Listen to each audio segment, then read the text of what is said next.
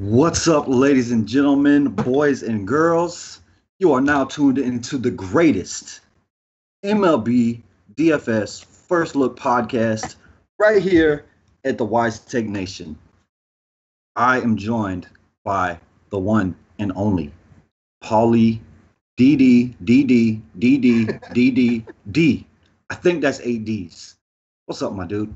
What's going on, bro? I love being on this side of the table.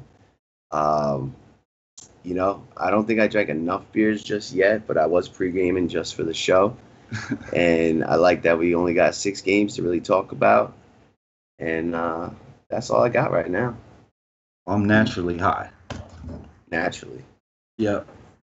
All day. Well, this slate wasn't so good for me, but I barely played on today because I'm so locked into golf. So the Braves went off, the Cubs sucked a fat one, and Giolito got 5, I believe. So that didn't work too well. Yeah, and he started off all right. He had like that one inning where he fell apart, Giolito, and I told you, you woke the Yankees up single-handedly by talking trash on them on the show last night. Stanton especially, guy that goes out, hits a grand slam. But, he just got into trouble, like single, walk, and then Stanton hit the grand slam. But he started off all right. He had like 3 Ks through 2 innings. But, yeah, I like had some things right. I like mini stacked the Braves, and I had Culberson, but I didn't have Acuna or the catcher. I stacked 2 Royals, Dozier and Bonifacio. I got 30 from them. I'm proud of that. But I also had a Toronto stack that did not include Grichuk, and it did include Travis, who got me a 0. I'm at like 110, and I need Clayton Kershaw to get me about 20 points to get pretty much both my teams into the min cash. So I guess I got a shot, but I don't know. Dude hasn't struck anybody out through 2.2, and now he's got 2 guys on. So I don't know. But I do like how the stud pitchers are just low owned every day. I think that's something we got to pay attention to going forward. I definitely like that as well. There was a point where the guys were just playing them just because they were highest price, but that's not the case anymore.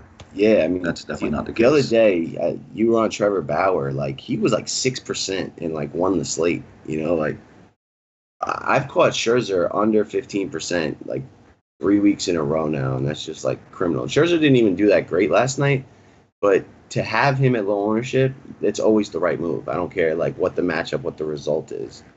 Yeah, I mean, you had him against Miami when he was super low owned. Yeah, I caught that. I think it was Sale. It might have been Sale on the slate. It was a Sale slate, and he got like 12 more than Sale, and that's like. Yeah, and Sale was the chalk, and I chose Sale, you chose Max, and Max dominated the Marlins. Yep.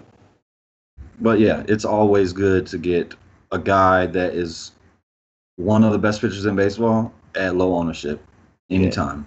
Yeah. And overall, it just seems like I was talking to CK pre-show. Like, I think this is like the Coors effect. Like, Coors had that run of like 2 weeks where every game went off and like you needed to have the hitters, not the pitchers. And I feel like it shifted the mentality of most DFS players to like go cheaper on pitching and load up on bats. And it seems like, like today, like, Severino, he was 11.9. That's not crazy expensive. He was only 22% owned. Like, dude on the Brewers and the Cubs pitcher Quintana were the 2 chalk because they were 2 8K guys, and like those 2 guys really don't have much more than like 25-30 point upside like ever. Severino can go get you a 50. Yeah, Quintana.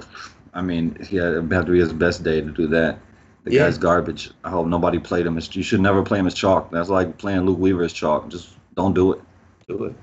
So that's, I don't know if we got too many studs on this slate, but it's just something I'm noticing as like a trend that like guys aren't paying up, except for Chris Sale, who's on the DL right now. Yeah, that's a shame. But yeah, we have 6 games here tonight or tomorrow night, whatever. And we get to start with your boys. They are coming back home. It's Jay Happ, minus 211 favorite against Gerardo. I don't even know how to say this kid's name. Ariel Gerardo. Yeah, Gerardo. So yeah, they get to come out of 100-degree weather and come to 87-degree weather in the Bronx. And your favorite pitcher, your new favorite pitcher is on the mound, J.A. Happ. You like J.A. Happ against these Rangers lefties? What's the line on this game? Is there one yet?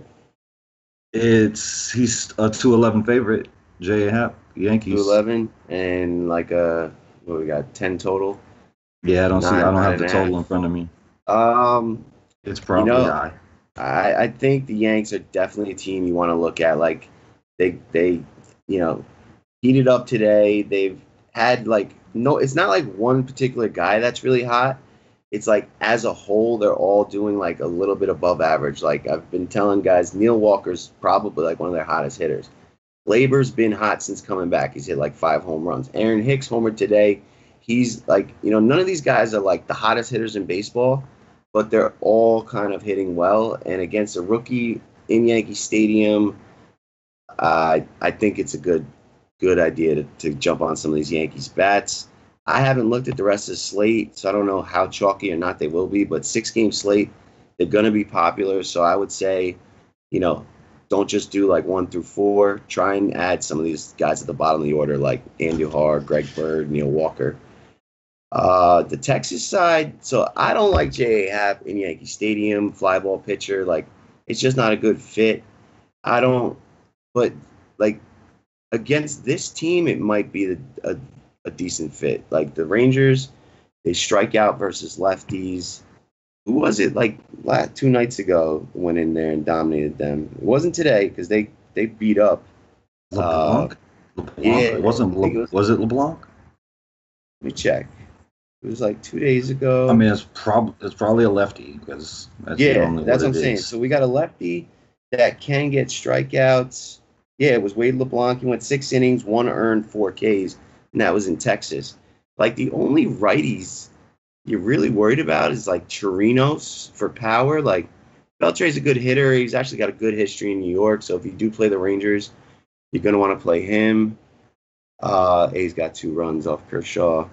But like, Hap is good to lefties, and that's like who you're worried about here. Odor, Chu, Gallo. I don't think I'll go to Hap, but I'll probably be under the field on Texas because they're going to be chalky just because of how good they've been lately and Park. But I think Hap could actually kind of limit the damage. He'll probably give up a home run or two, but they'll probably be solos. So I'm into the Yanks and maybe Hap if there's no other good pitchers on this slate. Yeah, I mean, you won't catch me playing old Mr. Gerardo. Gerardo. Nah. Yeah, in the Bronx as at 4.2.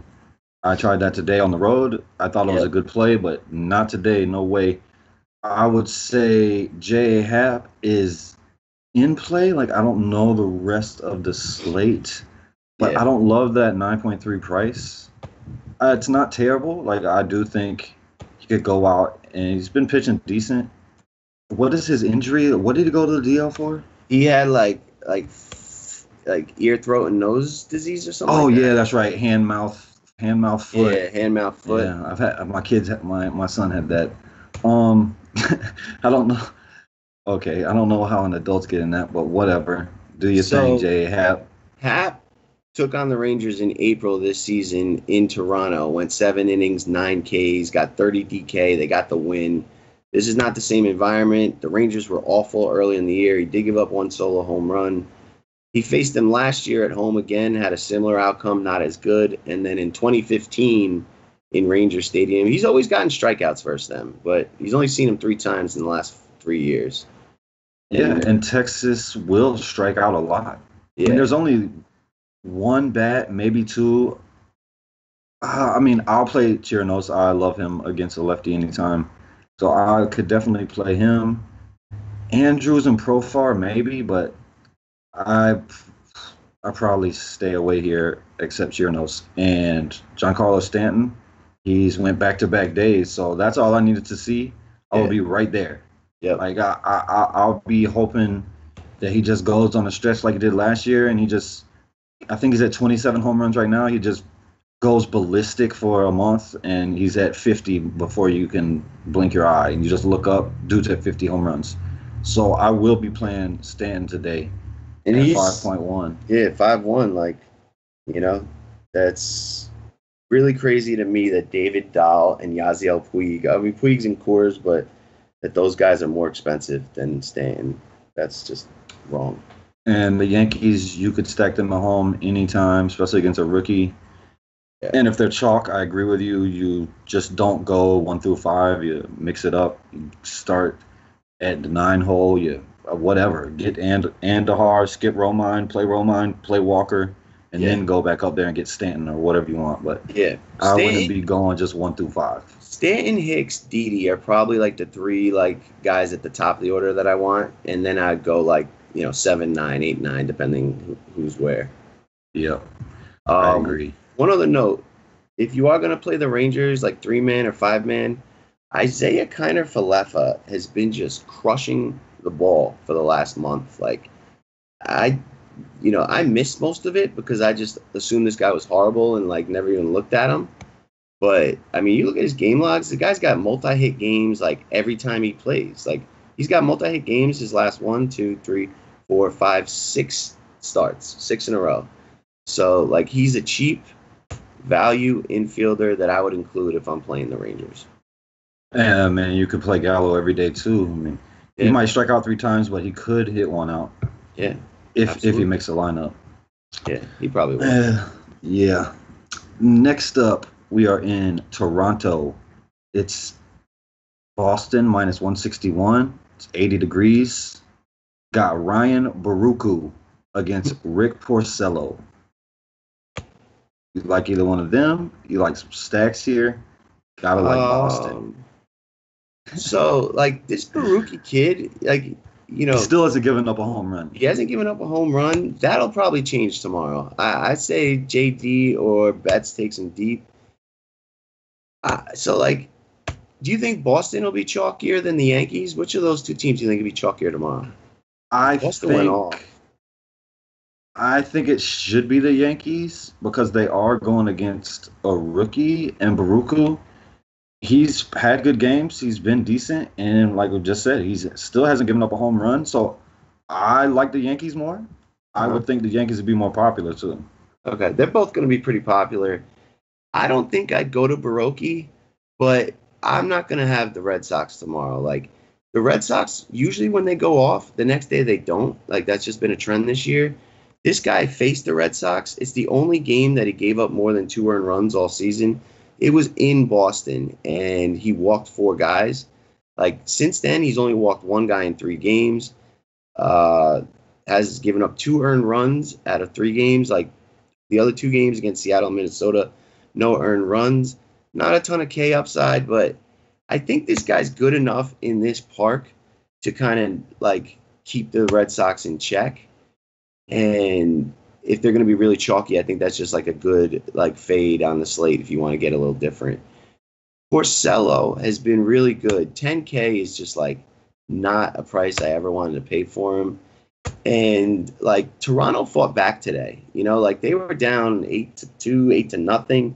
I feel like, since they got nothing to play for, they got a little bit of pride. They're tired of being Boston's doormat. Boston's really been beating them up all year. I think that they'll play hard. I think that they'll score some runs. I don't think I want Porcello at 10K, but I do admit he's been really good lately. But I think I'll take a pass on him as well. Really, I don't have much interest here, except maybe like a low-owned Toronto stack. Yeah, I think Porcello will be pretty popular coming off his massive game. Yeah. And at 10K, I'll pass on that. This Toronto team is much better team at home. I just don't see myself playing Rick Porcello. And Ryan Baruchu, I played him. I like him. Against Boston, I'm not going to pitch him, I wouldn't think. But he could make me just stay off of Boston and just hope that he limits the damage and doesn't. Maybe he got squeezed that last game when he walked 4 dudes. He's at home here, so umpire might be in his favor. I'd just probably stay away from Boston they're super expensive. I mean, Yeah. if you're stacking them, I mean, you don't want to leave off Betts or Yeah. JD, and you definitely don't want to leave off both of them. So like, yeah, that's what I was like looking at the other day, right? Like, So you can stack Cleveland and leave off Lindor or J Ram, right? Like, you don't have to have both of them. If I stack Boston, 100% Betts and want JD are both going of to be in them. that line. Yeah, like that's their. If they're scoring runs, those guys are involved for sure. Yeah, I mean, it's JD against a lefty, so maybe I'll play that as a one-off. Mhm. Pierce maybe as a one-off, but I definitely won't be here to stack. Pierce I is going to be won't. I so won't do that. chalky. He probably will be. He just played on He's Toronto, cheap. right? It's like Yeah, it's revenge, and he's hot. and he's hot. He's going to Yeah, be I so mean, chalky. it's not What's much his revenge price? when you get to come to Boston Yeah. compared to I don't think there's he's revenge cheap. at all. He's 4-3. 4-3. He's going to be extremely chalky tomorrow. That's probably like you want to plug him in cash, and he's outfield eligible, so you can play him in the outfield too. Yep. So that's whatever. And the next game, we got Baltimore back in Tampa. No spread, no nothing. I guess they probably announced late, or maybe They not never even know. announced They yet. never But know I what got Tampa's doing. That's exactly. I mean, I got Hunter Wood starting. I don't know if that's gonna happen or not, but and you got David Hess on the other side, so we have a great pitching duel here. Yeah. So, all right. Let me take a look at Tampa Bay. David Hess. Beeks came in today, right? Yeah. Yeah. He pitched 5 innings. Yesterday was Schultz, Kolarek, Glasnow went 4 innings. The day before that, Tampa Bay, they didn't play. On Sunday, it was Yarborough went 5 innings. So this is probably the guy who pitched Saturday. This is probably Chirinos. This might be a Chirinos spot. I'm not messing with like guessing who Tampa Bay is going to play anymore. Like last time, their beat writer said, Chirinos was going to play Friday. He didn't. He pitched Saturday. Like I'm just not going to get into that. I just like unless you're building multiples, like I'm just not doing that for like my 3-team that I'm building. But if you get word that like Chirinos is coming in against Baltimore, I don't mind that. Yeah, David Hess, this guy's not going to make it in MLB. Like, he doesn't throw hard. He throws a ton of fastballs. He throws them up in the zone. He doesn't have movement. I like Tampa Bay. I definitely like Tampa Bay tomorrow. They've been real good at home all season. They play like fun. Guys get on base. They're stealing. Jacob Bowers is a beast. I don't think you need to like play the platoons here. So depending what kind of lineup we get, I'm going to be looking at Malik Smith, Jake Bowers, Kiermaier, Joey Wendell, and then like I could have anything of Cron, Choi, Duffy, even, like we'll see what the lineup looks like. But for sure, I'm going to have interest in Malik's, Bowers, Wendell, and Kiermaier tomorrow against David Hess. Yeah, I mean, Tampa Bay has a ton of lefties. Yeah. So what I would do, because I don't expect David Hess to last very long. The guy is a bottom 5 pitcher in the league. I would go look and see how many lefties Baltimore has available in the pen. If they have only one lefty available in the pen, I want these lefties. There's so many of them. Bowers, Choi, I love him to death. Kiermaier, he's a stud. You got Wendell. It's just so many guys here that I like this. A lot of people don't stack Tampa, so I like it a lot. They're not necessarily super cheap. Like the most expensive one is Malik Smith at 4.7. Like I'm probably not playing that. He has to get on base to do anything for me. I won't play that. I'm looking for power. I want the guys down here that can get on in front of that power. Malik Smith is not a play for me. Yeah. And on the other side, hold up. Baltimore has 2 lefties in the pen. And they're both available for tomorrow? Like they didn't pitch tonight? Neither of them pitched tonight, and I'll check yesterday, but I doubt it. Because what's his name went pretty deep. I mean, two lefties wouldn't have me off of it. Fry pitched 1.2 innings yesterday, the lefty. Maybe he's less likely to come in, so there's probably one realistic right lefty, but the rest is all righties. Like, I'm not worried about that. Yeah, I like Tampa Bay for sure. And Baltimore, just probably not for me in this ballpark. I know they started off with a couple home runs today. I mean, there's power that you can take, but Beckham's hot. He's the only guy that I'd really have much interest in. You know what I mean? They're just bad right now. I'm not looking to play them. You want to do a one-off with Tim Beckham, like a 5-2-1 build? You get a cheap. He's 3-3. Fine. Other than that, I don't have any interest. Yeah, me either.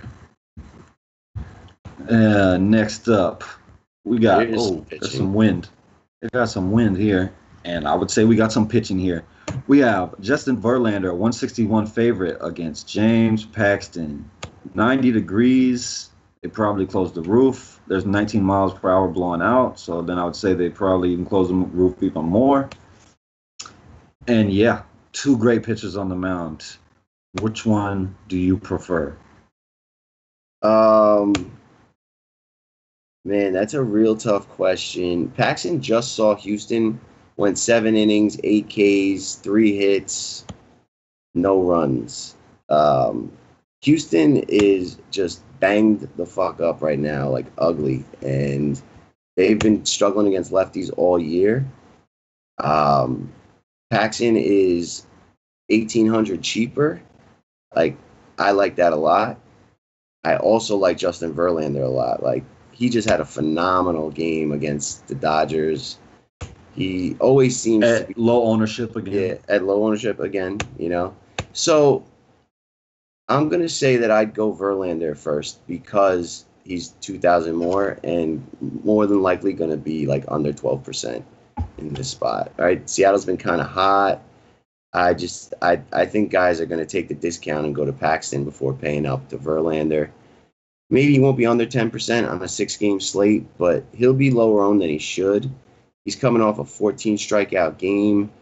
Hasn't faced Seattle at all lately, but Seattle's all righties, and he's just doing really well. I will say there's a terrible umpire for pitchers in this game, but that doesn't really apply to either of these two guys as much. Guys who get swinging strikes, they're not depending on that call from the umpire on the corners, but it does expand the zone a little bit more. So guys don't swing at pitches that they normally do with a tight umpire. So I'm definitely going to have one of these two guys in my lineup tomorrow, and I'm going to try to make it Verlander. I just think he's slightly better. Paxton comes with more risk, and I think he'll be lower owned. Yeah. I mean, for me, I like both of them for sure. I think Seattle is terrible right now. They're just coming out of Texas. I mean, it's not hard to be good in Texas. Yeah. When it's 100 degrees every day. Texas has a terrible pitching staff. I really like both. Yeah. I'll probably just pick the one that's lower owned. Last 6 starts against Seattle. 35 DK, 26 DK, 26 DK, 27 DK, 20 DK, and this is back in 2016 now, and then 25 DK. So you could pretty much pencil in 25 DK and hopefully more. At 12-4, you're kind of looking for a bit more than that. 6-game slate, though, raw points is a thing. And, I'm with you. One of these two guys is going to be on my main team tomorrow, for sure. You got to take those points, and we haven't even really mentioned another pitcher that I really have interest in thus far. So one of these two guys, because we only have 2 more games left, are going to make it, and it'll come down to ownership. And I wonder if it's possible to use both these guys, because literally. See, I was just thinking that, but I don't know on 6 games if there's enough value that opens up. Good value that opens up. Yeah. It depends on some lineup construction. You know what I mean? You're gonna need the Yankees to play Shane Robinson in the 9-hole and play Neil Walker, Shane Robinson, and Greg Bird all under 4K. If you want to still stack the Yankees, You're going to have to, like, next game's in Coors, so those guys are going to be all inflated. But that's going to be, like, no one will be looking to do that. You I plug them mean, you both got in. Joe Panic. Joe Panic is 3-1 in the next game against Nova, who struggles with lefties. Yep. That's You definitely value. plug them both in. You got 33.75 left. That's rough. Like, I don't know if that's really going to be an approach that's viable, but maybe, it's possible. Yeah, you could go to the Baltimore. You go to Baltimore, but No, yeah, that's tough. yeah, like all the value is actually in Houston right now. Like Martin Maldonado, J.D. Davis, Jake Marisnick, Tyler White, Josh Reddick, Yulieski Gurriel batting cleanup 3-4. Like Marlon Gonzalez batting second 3-6. But you're not going to use them against Paxton if you pitch them. So I mean, I don't if know. I had to pick one, it would be Verlander because Yeah, it is a Coors slate, so people are gonna want to save that almost $2,000. So I yeah. think Paxton will be a little higher owned, I think it's but going to be it's like hard to today. say that because Verlander just went ham, so I it's hard know. to say. But it's not just Coors. It's the Red Sox and the Yankees. Like, you're absolutely right. Yeah, the Yankees against a rookie. It's gonna be like today, where Severino was like 900 cheaper, and he was 22%. He also had a nut matchup, and Kershaw hasn't been the same and facing a hotter team. But I think you'll see Paxton at like 25-30, and you'll see Verlander at like 15 to 18. Yeah, I don't want no Seattle bet, but I could play Marvin Gonzalez right now. Yeah, The guy is on fire. If I play him, he's a guaranteed zero because I've punted him a lot because he's down at 3-1 all the time. The guy just constantly gets me a zero, but he's hot. I will say that. This last week, he's really heated up. I mean, that's probably it. Maybe Gaddis, maybe Bregman. If you wanted to do something real crazy, you could do Marisnick, but that guy's gonna strike out. Strikes out like 60% of the time. Yeah. He's against this guy too. It's just not. Yeah, you're coming here for pitching, man. You're not coming here for bats. That's for sure. Yep. If anything, it's like if you do have Verlander, a 2-man, 3-man Houston value stack is fine, but you're gonna grab like Gurriel, Marwin, and +1 Maldonado, 2.7. Yeah, just to like leverage against the field, really. Yeah, well, next up we got Coors. It's 84 degrees here, and the Dodgers come in as a 132 favorite with my favorite pitcher, Ross Stripling, against one of my real favorite pitchers, Tyler Anderson. You gonna take some pitching here today? Man, it's been working lately. Like, you could have taken pictures in Coors the last 3 days and you'd have been happy.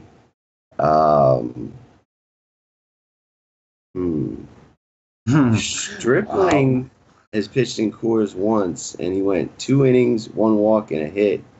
Maybe that was a bullpen appearance. Yeah, that was in 2017. When he was coming out of the pen. Other than that, he's never had like a start here. Let me see. What does Stripling throw? He's like a fastball slider guy. He's back to struggling. Well, he's not back. He was just playing so great. He was playing above his head. Yeah, I mean, I haven't played him once, so I missed all the good stuff, and I'm missing the bad stuff. But I think people are jumping off now. And in Coors, I don't think he's going to be owned at all. No, he's not. He's definitely not. I just want to get his pitch repertoire. I'm pulling him up just because, the curveball sinkers don't work as well. I don't mind targeting pitchers that are throwing that, but I'm not sure what he throws. So give me a sec.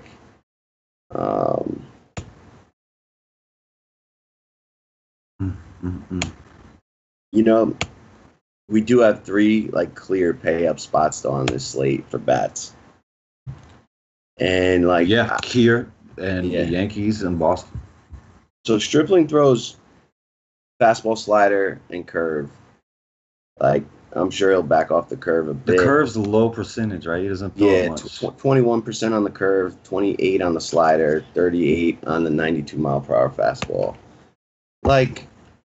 So I really don't like playing Coors. I just think it's always too highly owned and like it pays off like 4 times a year. It just when it does hit, it's like 20 runs, and that's why everyone like flocks to it. But they really like they're just not that good of an offense. Outside of Arenado and Trevor Story, like the rest of his team is fairly cold right now. So I think at most I would look at a Trevor Story one off or a Story Arenado +1 3-man. But as much as I don't want to really play the Coors bats, I'm not really gonna like I'm not looking to. As much as I don't want to play Coors, I'm not really looking to play Stripling either. Even at like an attractive price tag, where he could get some strikeouts. I guess he's in play on a 6-game slate, but I'd rather pitch Tyler Anderson, a lefty, against the Dodgers, who's just been awesome lately. I think his last start, he finally got touched up a little bit. Yeah, one of the best offenses in baseball now. So and like probably the hottest offense right now. Other than that, he was really like, on a really incredible run. The Dodgers have been struggling versus lefties. It usually takes a game to get going in a park like this. The only thing is like, I do like feel like Dozier's hot, and like it doesn't take much to get like Machado going. I don't know. I really don't want either of these pitchers, unfortunately, and at most it'd be a 3-man stack of either one of these offenses, and I really favor the Dodgers actually. yeah, on this slate here, I'm pretty sure because the pitchers like I'm pretty sure that I'm gonna end up on Tyler Anderson Yeah, I for low understand that. ownership. Yeah, I mean, ownership. I've been riding him, and he's been so good even at home. Like he last time he played the Dodgers, he put up a 35. It Yep. was in LA. Mhm. Like I was But- there for that. Like I was on But that. he's been awesome in Colorado too. Yeah, no, he has been bad, but this year he's been different. He's been good at home. Yeah. I'm gonna play it for ownership, and it's the Angels. It's the Dodgers' first game in Coors, so a lot of times the first game in Coors is the teams kind of struggle. Mm-hmm. I mean, I'm gonna do it. I don't know for sure. I think I'm gonna end up right here with one of them pitchers from the previous game. Yeah. And that'll be my pitching combo on our main team. That makes sense. And even if he does give up a couple runs, like he's gonna make up for it with Ks. Like even in his not glorious starts, like he's still going 7.1 innings, and then the Ks 5, 6, 5, 8, 8, 8, 9, 8, 6, 4, 5. Like so, if he gives up 2, 3 runs but goes 7 innings, gets 6, 7 Ks, you'll take that at 5.9. You'll take a 15 to 20. So he's fine. You know what I mean? I think there's 2 guys in the next game that make a little more sense. Yeah, I mean, I'm probably gonna end up there for tournaments. He was terrible in the last game, and we got beat up by a great offense. And the game before that, he was rolling. He was fantastic, and then he came out, couldn't throw a strike. He walked 2 or 3 guys. Yeah, he walked like and then 3 the guys in a row. bullpen. Yeah, the bullpen gave up those runs. So I do like it, but at the same time, this is Coors, and they're gonna have all righties. Yeah, You could play Dozier, Machado, Turner, Kike, Kemp, Taylor. You could play all of those dudes, so I don't mind that. And Story at home, the guy has been blasting baseball, so I like that. Yeah, and it's like That's every probably pitch, the most I like. Trevor Story doesn't have like a weakness right now. Like he's profiling well against every single pitch. You know, like he's hot. He's a guy like I'd want off no matter what. And if you're pitching Tyler Anderson, I like grabbing Trevor Story with him and like hope he double dongs and get you that run support for the win. But Yeah. Anderson's definitely viable. Stripling at 7.2 is like a no way, even though I don't think that the Rockies are going to go nuts on him. Yeah, it'll be interesting. Last game on the slate. Good old San Francisco with their beautiful weather every day. The best hitting park in baseball, 63 degrees. We got Andrew Suarez, a 132 favorite against Ivan Nova at 4.9K in San Francisco. You like So you say you like some of these? You like both of these pitchers or one of these pitchers? Both. I like both. I don't really like either of them, but Ivan Nova at 5K allows me to get Verlander. It's in this park. You know, he's the guy I want less, though. Like, I'd rather get Suarez, a lefty, against Pittsburgh.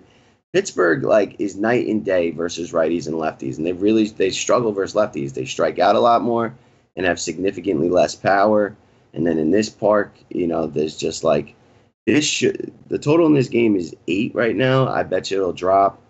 I'm good with Suarez. He's got some K upside. I don't have an ump on this game right now, but if you give him a good ump, that would help. Nova, like, he struggles versus lefties, and right now there's just not a ton of lefties in this lineup. Brandon Crawford, Joe Panic, and like Steve Dugar, if he makes the lineup, like, you know, I feel like the Giants, like, they're not power hot, but they are like base hit hot right now, and like they'll score a couple runs on Nova, and Nova doesn't strike out as many guys as like Suarez does. I'd rather pay the extra dollars for Suarez if I can.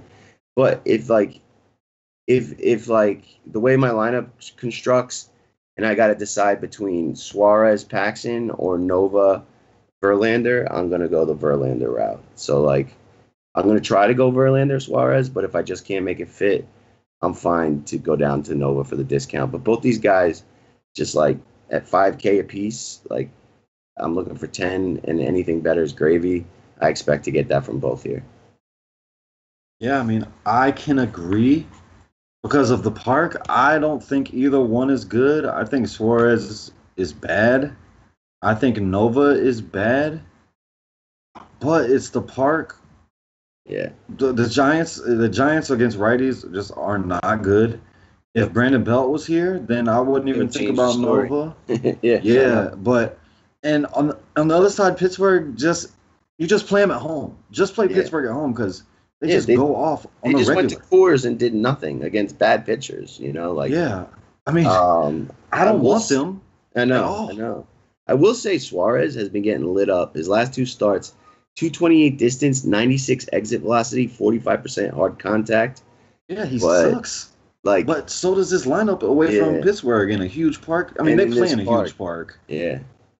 I mean, you could take, like, I could say that I could take the cheap guys like Mercer, historically very good against lefties, and Freeze, but his price is coming up because he was really good recently. Yeah, he's 4-1. It's just not good. Like Dickerson, Marte, Polanco are by far the best hitters here. Yeah. Marte is better against righties, and Polanco and Dickerson are definitely better against righties. Yep. It's just a bunch of badness. Like, both of these lineups I don't think are very good. I do think Pittsburgh is a little better, but there's no offense really here that I'm scared of. So even with 2 pitchers that I think that both are bad, I'm still willing to come here in a huge park with great weather. Yeah. It's just the way it is. One thing I will say, though, is like these 2 guys are so clearly going to be chalk pair-ups with those 2 guys. Like, looking at this slate now as a whole. Yeah, that's why I'm going to Tyler Anderson. You know, so I understand the Tyler Anderson play. Like, so I'm almost like thinking about like a 3-man San Francisco value stack to like attack Nova if he's going to be 20% owned, and like it would be Brandon Crawford, Panic +1, and like hope that San Fran puts up a bunch of runs, and like you're leveraging against some bad chalk. You're going to have like no ownership at all on those 3 bats, and like they're cheap enough to like, you know, so I'm just like putting together a team in my head. It's like Verlander, Suarez, 3 cheap San Francisco bats, Crawford 3.8, Panic 3.1, and then either like Dugar or, you know, Slater, one of those guys. So like you got not much money spent just yet, and then I could 5-man stack the Yankees or the Red Sox or the Rangers. I don't mind that approach and I just don't see how these 2 pitchers aren't going to get that chalky. And I just think like Nova's the more likely to get hit in this park, like by that team. But like it's clearly going to be Verlander, Paxton, and these 2 pitchers on this slate. Any other pitcher is going to be really 10%.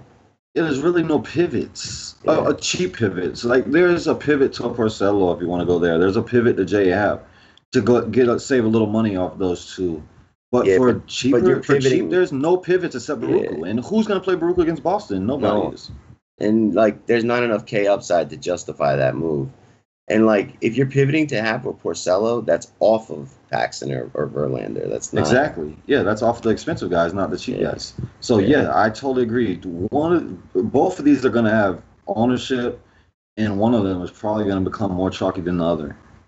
So maybe you go to whoever's lower in this game. Yeah. It's just not a. It's just something that the way I play, I probably don't do because I don't like either one of these guys. So I would rather say I'm gonna go with Tyler Anderson that I love, that I think is a very good pitcher. And if I lose, I lose. I move on to the next day. You know what I'm saying? Yeah, you don't want to eat bad chalk. I get it. You know, like I don't know if Suarez And it's not. I don't even bad think it's chalk bad. or I don't not think yet. it's bad chalk. I just Yeah. don't think they're very good. So I would rather lose with somebody that I think is good than lose with somebody that I don't think is good. And Tyler Anderson could not easily, but there's a chance he gets 25 to 30 points tomorrow. Nova and Suarez aren't getting more than 15 to 18. You know, so like that pivot is what wins you tournaments. Like right now, I'm pitching Tyler Anderson too. I'm not going to use those two guys. It's just like he's a guy. Don't let me talk you into that. No, dude, it's the right play in tournaments. Not a cash game play, but in tournaments, you go there and hope that he just dominates this Dodgers team that's terrible against lefties, and he gets his 8-9 strikeouts. You know, especially if he has a good umpire here. That's the play, and that's how you outscore these other teams that are going to be just. I mean, these two guys, Suarez and Nova, are going to be so damn popular. They're going to be paired with Paxton and Verlander. That's what the slate is. And like, and it sucks too because like there's no really bats you want to take. Like today, Kansas City is a perfect example. Yep. Like with what I feel is bad chalk amount, you could take Merrifield or Perez and those like they got some bats in there that you can play. Here in this park, it's really like, it's 63 degrees, man. Like it sucks. And that's what I'm saying. So, like, if you're going to follow the chalk and do, a Verlander, Suarez, a Verlander, Nova pairing, like, how are you getting different on the slate? And it's like, I think by leveraging against that other chalk guy with your 3-man or like a 2-man mini is how you kind of get a little different. Like, if Brandon Crawford hits a home run tomorrow, like, no one's going to have that guy. Like, that could be a leverage play against the field. And he's cheap, that like makes you slightly different. That or you're stacking up the Rays as your 5-man. That's like the only like I think different high percentage play on the slate. Yeah, this slate's gonna be interesting. Yeah. Well, y'all just got some nice game theory there on this little tiny slate with not a lot of great pitching options for cheap. Yeah. And if you want more of that, better of that, you come sign up for Wise Take Nation.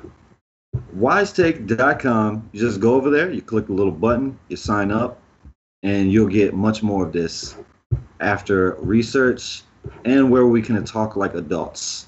Yep. And we also got the strategy session coming back tomorrow. $2.50. That's right. Get you a day pass. No early slate. Strategy session leading into all the content, the articles, the expert poll.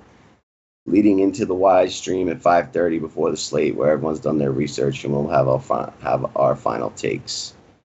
Yes, sir. We're gonna play the home run game. Yeah, we are. What's your favorite 3 pitchers? My favorite 3 pitchers is Verlander, Paxton, and Tyler Anderson. That's my exact 3 right there. Yep. That's my top 3 pitchers. What's your top 3 stacks? The Yankees, the Rays, and Toronto. Man, the stacks is not pretty here today. I think my top stack is going to be the Rays for ownership. My second stack would be the Yankees. And my third stack would be Boston. by default. I'm not gonna stack Boston. I don't think. Yeah. What's a home? What's your most likely guy to go yard? Most likely is Yeah. Giancarlo Stanton. Yeah, so that's what I was gonna pick. Yay! Now I get to pick from the rest of this garbage.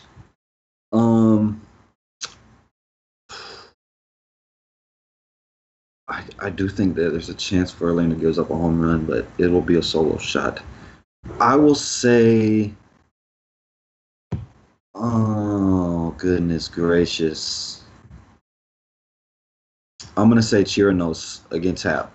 Yeah, I totally see that happening.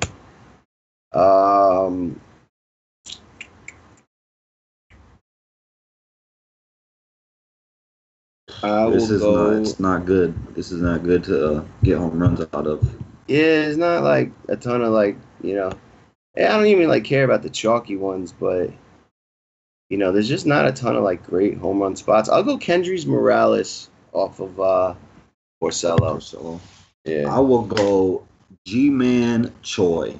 Yeah, if he makes the lineup, I get behind that. You like that dude. I do. I love that guy. Last one, I'm gonna go with I'll go with Jake Bowers in that same game. He would have been the guy if G-Man Choi don't make the lineup. And my last one would be Trevor Story. I gotta take it because I think he does go yard tomorrow. Yeah, Justin Smoke is 10 for 37 with 5 homers, 12 RBIs career off Porcello. Yeah, most of his power is from the left side. From the left side, yeah.